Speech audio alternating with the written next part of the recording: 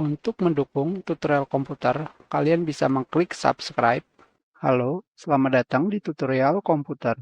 Tutorial kali ini mengenai cara pengaturan mengurangi kecepatan kipas dari merek Arctic seri P14 Max dengan menggunakan pengaturan di BIOS.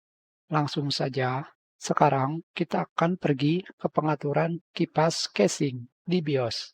Kalian bisa pergi ke bagian hardware monitor atau yang mirip-mirip dengan pengaturan kipas.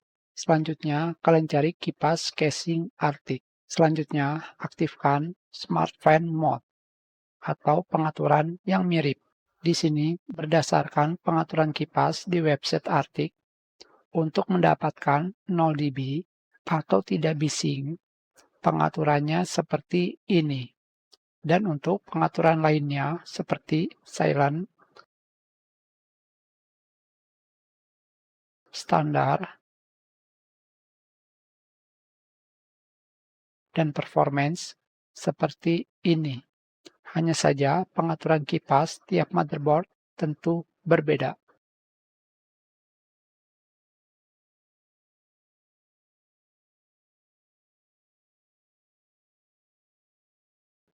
Di sini kecepatan kipas minimal yang saya dapatkan adalah sekitar 1700 rpm. Sayangnya di kecepatan 1600 rpm masih mengeluarkan suara bising.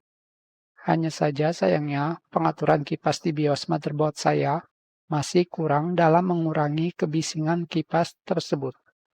Kita sudahi, terima kasih.